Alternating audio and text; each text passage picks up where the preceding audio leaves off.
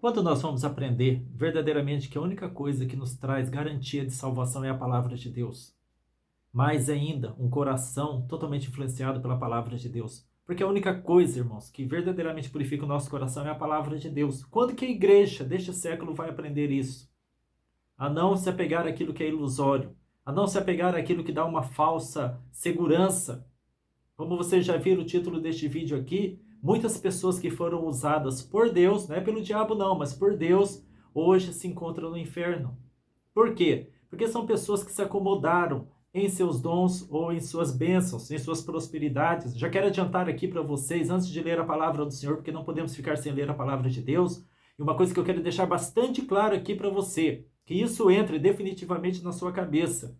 Bênçãos de Deus e dons, bênçãos e dons não salvam ninguém.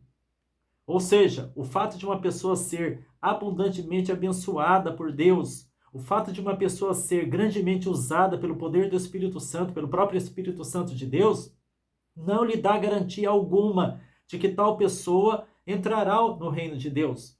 Não dá garantia alguma de que esta pessoa tem entrada já garantida no reino dos céus. Bênçãos e dons não são passaportes para o reino de Deus. O que Deus exige para que permita alguém adentrar as portas de pérolas da Nova Jerusalém Celestial é um caráter transformado, um caráter mudado. Então não seria isso que nós deveríamos buscar? Não seria um caráter transformado, um coração mudado, um espírito renovado pela presença de Deus, de modo que nós venhamos nos agradar da lei moral de Deus? Não seria isso que deveria ser a nossa primeira preocupação? Não deveria ser a preocupação constante com o nosso autoaprimoramento espiritual, com a nossa evolução moral e espiritual diante de Deus? Mas parece que essa não é a preocupação da maioria das pessoas. Muitas pessoas que olham uma outra pessoa sendo usada poderosamente por Deus, já acreditam que aquela pessoa, pelo simples fato de ser usada poderosamente por Deus, aquela pessoa já está com seu passaporte comprado para o reino de Deus. E isso não é verdade. Estarei mostrando isso para você biblicamente. Então, quando que a igreja vai aprender a se apegar à palavra de Deus? Quando que a igreja vai deixar da imaturidade espiritual, da fantasia? Não estou aqui menosprezando os dons do Espírito Santo. A Bíblia nos ordena a buscarmos os dons do Espírito Santo de Deus. Você e eu temos que buscar os dons do Espírito Santo. Temos que ser cheios do Espírito Santo de Deus. Temos que buscar o poder de Deus. Também não podemos sair por aí sem o poder de Deus, acreditando que nós podemos eficazmente fazer a obra do Senhor sem o revestimento do Espírito Santo de Deus. O próprio Cristo ordenou aos seus discípulos, aos seus apóstolos, que eles deveriam ficar em Jerusalém até que do alto fossem revestidos com o poder de Deus. Mas de forma alguma, Jesus, ele afirmou que aqueles que eram batizados com o Espírito Santo de Deus, aqueles que seriam poderosamente usados pelo Espírito Santo de Deus, já estariam com seu lugar reservado, garantido nos céus. Não, você não vai encontrar isso em parte alguma das Escrituras Sagradas. Fosse assim, Jesus não enfatizaria tanto o fator da perseverança. Perseverança é uma virtude. Perseverança é algo no qual nós devemos nos firmar, fincar raízes na palavra de Deus, aprimorando cada vez mais o nosso coração na palavra do Senhor. Olha o que está escrito aqui em Mateus, no capítulo 7, versículo 21 ao 23. Nem todo que me diz Senhor, Senhor entrará no reino dos céus, mas aquele que faz a vontade de meu Pai que está nos céus. Muitos me dirão naquele dia, Senhor, Senhor, não profetizamos nós em teu nome? E em teu nome não expulsamos demônios? E em teu nome não fizemos muitas maravilhas? Então lhes direi abertamente, nunca vos conheci, apartai-vos de mim, vós que praticais a iniquidade. Então Jesus está sendo claro aqui, que nem todo que me diz Senhor, Senhor entrará no reino dos céus. Ou seja, nem todo que se diz cristão, nem todo que se diz confiante no Senhor, ou que diz ter fé no Senhor Jesus Cristo, que diz se colocar debaixo do senhorio do Senhor Jesus Cristo, nem toda pessoa que afirma isso entrará no reino de Deus. Jesus está mostrando com clareza que nem todo aquele que é usado pelo poder do Espírito de Deus para expulsar demônios, para fazer sinais, prodígios e maravilhas, curas fenomenais, profecias e etc., nem todos desses que praticam esse tipo de coisa pelo dom do Espírito Santo de Deus terão entrada livre no reino dos céus se o seu coração não foi transformado. A palavra de Deus fala aqui que Jesus dirá abertamente a essas pessoas: nunca vos conheci, apartai-vos de mim, vós que praticais a iniquidade. Por que Jesus nunca os conheceu? Jesus, ele espera, quando nós nos rendemos a ele, quando nós nos entregamos a ele, Jesus espera encontrar em nós a sua própria pessoa, refletida em nosso coração. Ele espera encontrar em nós, até o final dos nossos dias, ele espera encontrar em nós a sua natureza pura, a sua natureza santa, as suas virtudes, os frutos do Espírito refletidos em nós. É isso que ele espera. Por isso que ele fala, e é fácil saber aqui, fácil entender aqui nas palavras dele: apartai-vos de mim, maldito, que nunca vos conheci. Jesus está querendo dizer que ele não está encontrando alguém conhecido. É como se Jesus olhasse para um espelho, ele gostaria de ver o seu próprio rosto refletido em nós, o seu espelho. Que nós sejamos o espelho de Cristo. Mas quando ele olha para nós, e ao invés de ver o seu rosto refletido nesse espelho, ele vê o rosto de Satanás, a natureza demoníaca, o rosto carnal, animal, diabólico, então ele não pode reconhecer como um filho ou como uma filha de Deus. Por quê? Quando é que nós temos uma natureza diabólica, uma natureza carnal? Quando nós abrigamos iniquidade no nosso coração. Tanto é que este foi o motivo pelo qual Cristo ressachou, Cristo expeliu, Cristo proibiu a entrada no reino de Deus dessas pessoas, porque eles guardavam iniquidade no coração. Apartai-vos de mim, vós que praticais a iniquidade. Iniquidade é injustiça, iniquidade é pecado, iniquidade é tudo aquilo que vai contra a palavra do Senhor Deus. Agora passarei a mostrar para vocês pessoas dentro da Bíblia Sagrada que foram poderosamente usadas por Deus, mas que não entraram no reino dos céus. A primeira deles que eu quero mostrar aqui para vocês é Balaão. Embora também há algumas pessoas que se arrependeram, tá?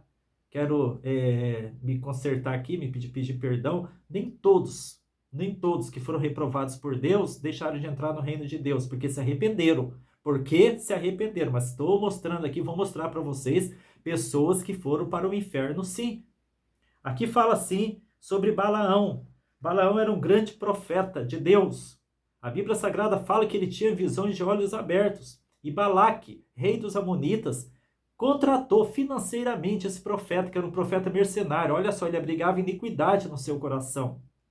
E contratou ele por dinheiro para que profetizasse maldição sobre a nação de Israel, que naquela época estava vencendo muitos exércitos inimigos e estava se aproximando dos Amonitas, da terra dos Amonitas. Então o rei dos Amonitas, Balaque, contratou Balaão, esse profeta, não é Balaão, para que profetizasse contra a nação de Israel. E Deus usava esse profeta Balaão, mesmo mercenário, Deus usou até certo ponto, porque é assim que acontece quando a pessoa tem um coração corrompido.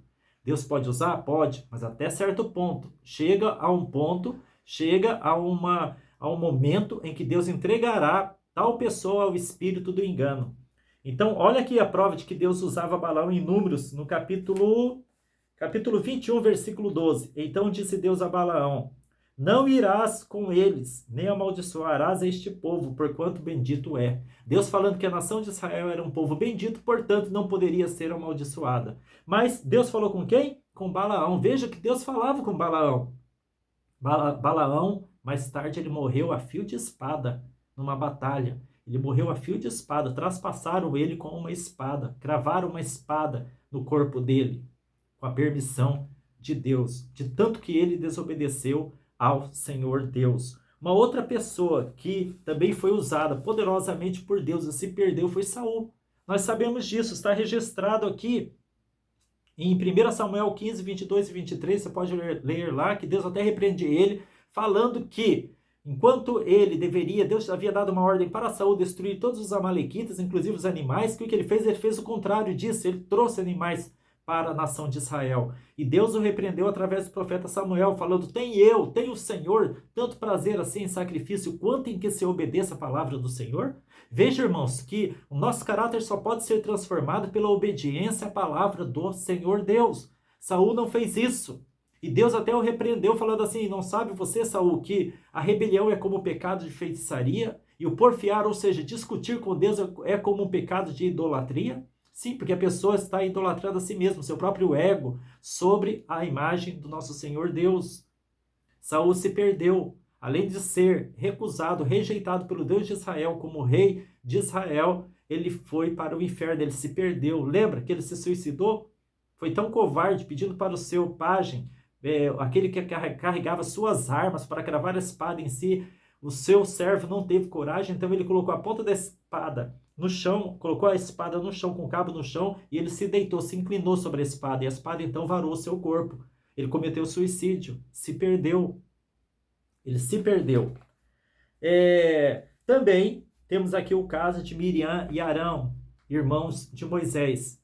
No caso desses dois aqui, como eu havia falado, eles se arrependeram, reconheceram a autoridade de Deus sobre Moisés. Num ato de ciúmes, registrado aqui no capítulo 12, se lançaram contra Moisés e Deus os repreendeu grandemente, colocando lepra até em Miriam. Ela havia influenciado até Arão para se levantar contra Moisés. Pois é, olha só, Miriam era profetisa, era uma profeta do Senhor naquela época, assim como Arão. Olha só, ela era usada por Deus. Ela estava ajudando Moisés na direção do povo de Israel.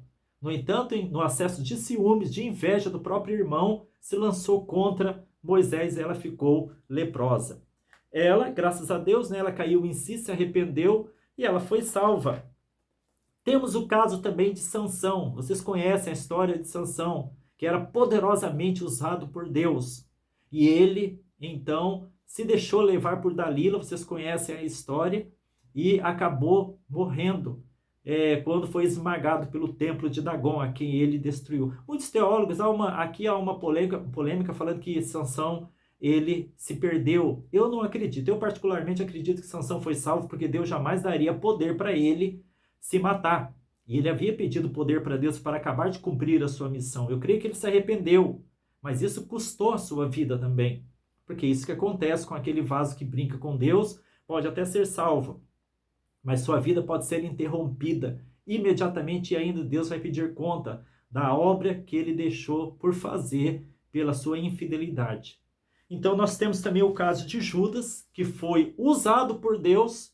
Jesus na grande comissão chamou Judas. Judas estava dentro da grande comissão dos apóstolos e foi-lhes dado poder. Foi dado poder para Judas também, não só para os discípulos, para curar enfermidades e expulsar demônios. Ele estava naquela comissão. Ele expulsou demônios. Judas Iscariotes expulsou demônios, curou enfermos. No entanto, se perdeu. Se perdeu. Pedro também tinha sido, em um determinado momento do seu ministério, usado por Satanás, quando repreendeu Cristo. Senhor, que isso jamais aconteça com o Senhor, quando Jesus estava falando a respeito da sua crucificação, a respeito do martírio que ele iria passar. E Pedro falou, Senhor, que isso jamais aconteça com o Senhor. O que Jesus respondeu? Para trás de mim, Satanás, porque não cogitas as coisas de Deus, apenas das dos homens. Então veja aqui, biblicamente, o quanto que há muitas pessoas no inferno. Outras se arrependeram e foram salvos, mas o que eu quero dizer para vocês é que o fato de nós sermos usados ou abençoados por Deus, isso não é garantia nenhuma de que herdaremos o reino dos céus. A única garantia é andarmos em santidade diante de Deus, obedecendo a sua palavra, sendo moldados, aperfeiçoados constantemente em nosso coração, melhorando constantemente a nossa vida, porque todos nós somos imperfeitos, e perseverando nesse trabalho até o final da nossa vida, para que venhamos verdadeiramente alcançar o reino dos céus. É assim que acontece. É assim que acontece. Não é porque nós somos salvos que nós vamos relaxar na nossa salvação. O apóstolo Paulo ele fala que nós devemos confirmar a nossa eleição e salvação. O que é confirmar? O que é garantir a nossa eleição e salvação? É perseverar. Os eleitos do Senhor perseverarão no caminho do Senhor.